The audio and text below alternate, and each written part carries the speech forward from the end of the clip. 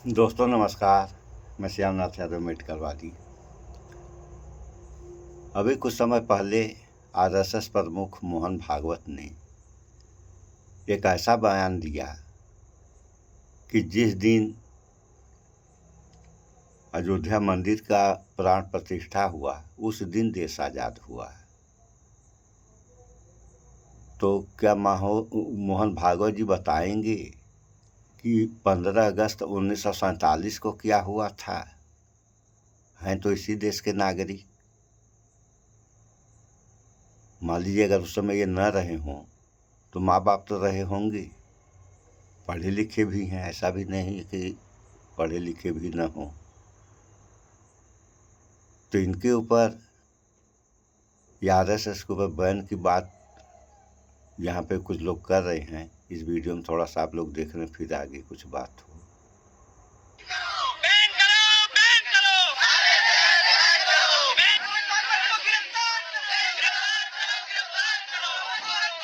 RSS पर मोहन भागवत पर ban लगाया जाना चाहिए।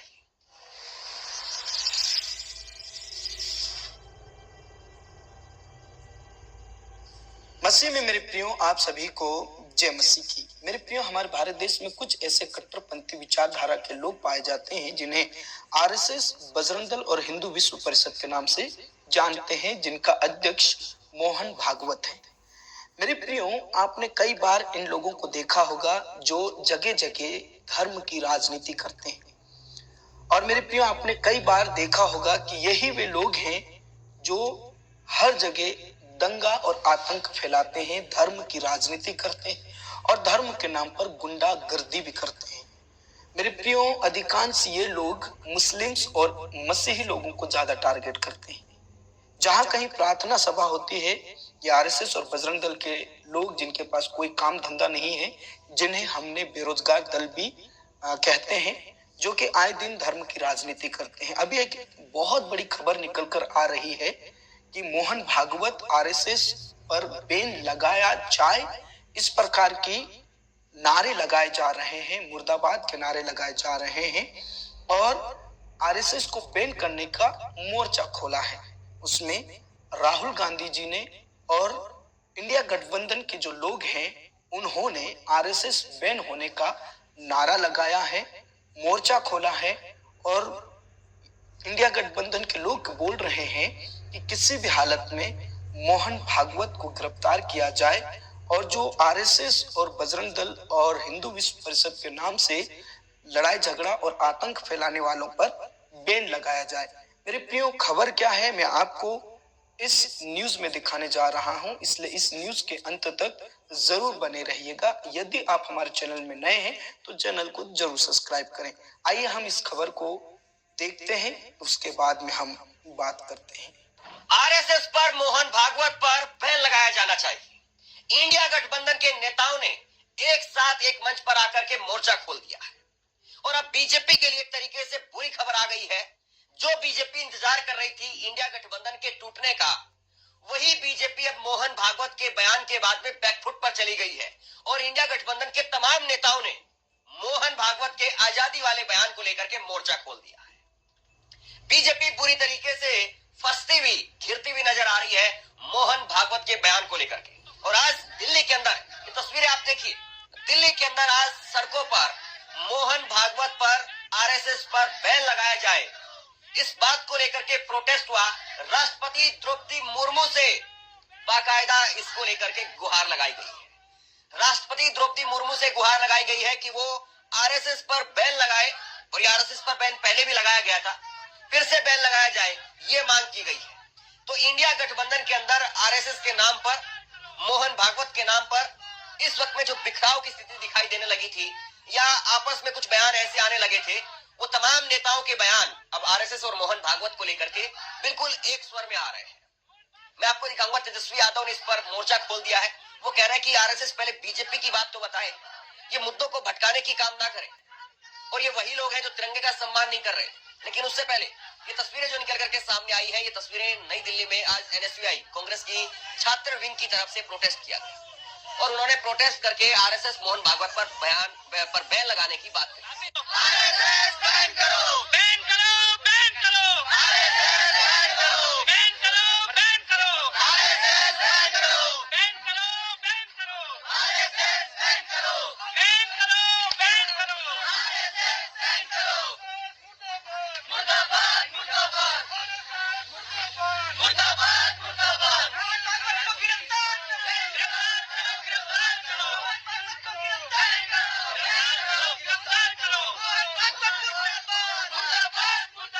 इस प्रोटेस्ट के बाद में एनएसयूआई के राष्ट्रीय अध्यक्ष वरुण चौधरी उनकी तरफ से कहा गया कि मोहन भागवत के राष्ट्र विरोधी बयान पर तुरंत एफआईआर दर्ज कर गिरफ्तार किया जाना चाहिए।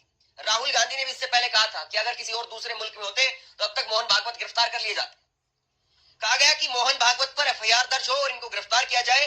मैं भारत के राष्ट्रपति से मांग करता हूं कि वो भारत विरोधी विचारधारा वाले संगठन आरएसएस पर तुरंत प्रतिबंध लगाएं और ऐसे संगठन और उसके मुखिया की जगह सिर्फ जेल में होनी चाहिए। India's biggest travel sale is back. तो दोस्तों, एक कहावत है भोजपुरी में कि जिसकी लाठी उसकी भैंस। तो सरकार भाजपा की तो बैन लगाएगा कौन? इसको भी तो जो कह रहे हैं उनको जानना चाहिए। देखें वीडियो। देश की आजादी की लड़ाई में अनेकों नौजवान साथियों ने, छात्रों ने, बुजुर्गों ने, हमारी माताओं बहनों ने अपनी कुर्बानियां दी हैं, अपने जीवन की कुर्बानियां दी हैं और अपने खून से देश के जो आजादी की लड़ाई को सींचा है। तो देश के हमारे तमाम महात्मा गांधी जी से लेकर तमाम हमारे देश के जो फ्रीडम फाइटर्स हैं, आज उनकी आत्मा को भी अपमान पहुंचा आपके इस बयान से। देश की आजादी 1947 में मिली थी, ये देश के हर एक नागरिक जानते हैं। आपने देश के नागरिक का और हमारे तिरंगे का अपमान करा है। आप देश से माफी मांगे और मैं देश के राष्ट्रपति जी से यह अनुरोध करना चाहता हूं कि तुरंत मोहन भागवत जी पर कार्रवाई होनी चाहिए और जो आरएसएस नाम की संस्था है जिसने बार बार देश को तोड़ने का काम करा है, इस आरएसएस नाम की संस्था को तुरंत बैन करा जाए। ये वही संस्था है जिसने महिलाओं का अपमान बार बार कराया। ये वही संस्था है आज जिसके चीफ देश की जो आजादी की लड़ाई को, पूरी आजादी की लड़ाई को देश का इन्होंने अपमान करा है। तो मेरे देश की जो हमारी राष्ट्रपति जी हैं उनसे भी अनुरोध है कि तुरंत आरएसएस पे बैन करा जाए और मोहन भागवत पर एक सख्त कार्रवाई करी जाए। देशद्रोही मोहन भागवत। दरअसल मोहन भागवत का बयान बीजेपी के लिए गले की फांस बन गया है। क्या कहा था मोहन भागवत ने, देखिए जरा। राम मंदिर प्राण प्रतिष्ठा के दिन मिली थी भारत को सच्ची आजादी। ये कमाल की बात है ना। मतलब आजादी में भी सच्चा, नकली, झूठा ऐसा कुछ होता है क्या? आजादी आजादी होती है। सच सिर्फ सच होता है। सच बड़ा या छोटा नहीं होता है।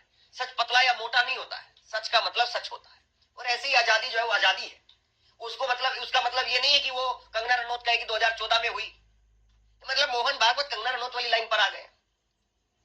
और ये 2014 में मिली या फिर प्राण प्रतिष्ठा के दिन पर मिली, तो वो आजादी क्या थी? जब देश के लाखों करोड़ों लोगों ने अपने जीवन की आहुति दी, तब जाकर के आजादी मिली। वो क्या था फिर? आरएसएस ठीक है 52 साल तक अपने मुख्यालय में तिरंगा नहीं फहरा पाया, लेकिन आजादी को तो आप इग्नोर नहीं कर सकते हैं। आजादी को तो आप इनकार नहीं कर सकते हैं। मतलब मोहन भागवत भी ये मानते हैं कि भाई आजादी अभी मिली है। वो मोदी का तो महिमा मंडन कर नहीं सकते थे, तो उन्होंने राम मंदिर से इसको जोड़ दिया और इस पर जोरदार तरीके से तेजस्वी यादव ने वार किया। तेजस्वी यादव ने इसको लेकर के क्या कहा है मैं आपको आगे बताता हूं। लेकिन आज कांग्रेस मुख्यालय के, नए कांग्रेस मुख्यालय के उद्घाटन पर राहुल गांधी ने जबरदस्त तीखा हमला बोला। उन्होंने कहा कि मोहन भागवत जो बोलते हैं वो बकवास अब सुनना बंद कर देना चाहिए। मोहन भागवत अगर किसी और दूसरे देश में होते तो उनको गिरफ्तार कर लिया जाता। Yesterday, in a speech, the chief of the RSS said that India never achieved independence in 1947. He said that true independence in India was achieved when the Ram Mandir was built. Mohan Bhagwat has the audacity to inform the nation every 2 or 3 days what he thinks about the independent movement, what he thinks about the constitution. In fact, what he has said yesterday is treason, because it is stating that the constitution is invalid. It is stating that everything to fight against the British was invalid, and he has the audacity to say this publicly. In any other country, he would be arrested and tried. That is a fact, right? To say that India did not get independence in 1947 is an insult to every single Indian person. And it's about time we stop listening to this nonsense that these people think they can just keep parroting out and shouting and screaming, right? That is the crux of it. The Congress party has worked with the Indian people. It has built the success of this country, and it has built the success of this country on the foundations of the Constitution. Rahul Gandhi के इस बयान के बाद में Bhajpa RSS के नेता उन पर अटैक कर रहे हैं, उन पर हमला कर रहे हैं।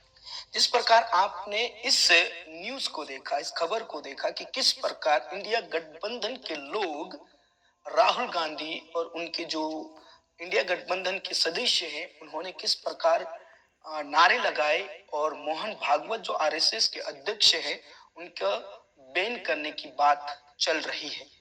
मेरे प्रियो, ये वही लोग हैं जो आतंक फैलाते हैं, ये वही लोग हैं जो धर्म की राजनीति करते हैं। मेरे प्रियो को मोहन भागवत ने क्या कहा कि जब राम मंदिर के प्राण प्रतिष्ठा हुई उस समय में सच्ची आजादी मिली। इसका मतलब है कि जो भारत को आजादी मिली वो नकली आजादी है।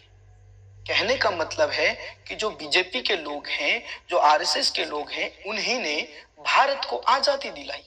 मेरे प्रियो, ये सिर्फ और सिर्फ धर्म की राजनीति है। और जो लोग स्वतंत्र सेनानी जिन्होंने भारत को आजाद कराने के लिए अपनी जान को गंवा दी, उनको ये लोग कुछ भी नहीं समझते हैं। जो भारत के संविधान को लिखने वाले डॉक्टर बाबा साहेब अंबेडकर को भी ये लोग नहीं मानते, यहाँ तक कि संविधान को भी ये लोग नहीं मानते हैं। संविधान के हिसाब से ये लोग नहीं चलते हैं।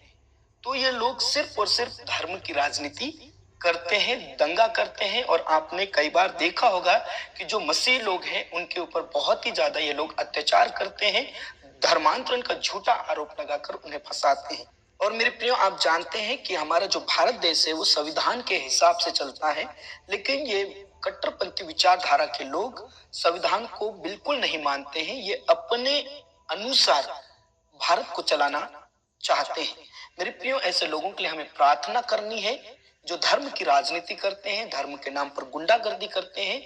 मेरे प्रियो, इनका जो संगठन है वो बैन हो। आपका क्या विचार है? क्या आरएसएस, बजरंग दल और जितने भी संगठन वो बैन हो या नहीं हो? आप जरूर हमें अपनी राय कमेंट बॉक्स में दीजिए। परमेश्वर आपको बहुत आशीष दे। God bless you. सबको जय मसीह की। तो यहाँ आरएसएस बैन हो मांग कर रहे हैं लोग। एक बात नहीं समझ में आई कि आखिर मोहन भागवत भी तो इसी देश के हैं और आरएसएस वाले भी इसी देश के हैं। तो ये तो जो अनपढ़ हैं या जो पढ़े लिखे उनकी बातें छोड़िए, जो अनपढ़ हैं वह भी जानते हैं कि आज़ादी 15 अगस्त 1947 को मिली। और ये मोहन भागवत ये आरएसएस प्रमुख है। इतना बड़ा पद और ऐसी तुच्छ बातें, आखिर ऐसा क्यों कहा इन्होंने? या इन लोगों की विचारधारा ही ऐसी है। तो अगर लोगों के समझ में नहीं आ रहा है तो घबराने की क्या बात है? अरे आदमी अगर अपने आप नहीं समझा या दूसरों के अपने आप नहीं समझा तो उसको दूसरे के समझाने पे समझ लेना चाहिए। उसके बाद भी अगर उसके समझ में नहीं आ रहा है तो समय ये दिन उसको समझा देगी। दोस्तों, इस बात से इनकार नहीं किया जा सकता है। सो इस वीडियो में इतना ही। स्वच्छता अपनाएं, शुद्ध खाएं, स्वस्थ रहें, शिक्षित बने। जय विज्ञान, जय संविधान। नमस्कार।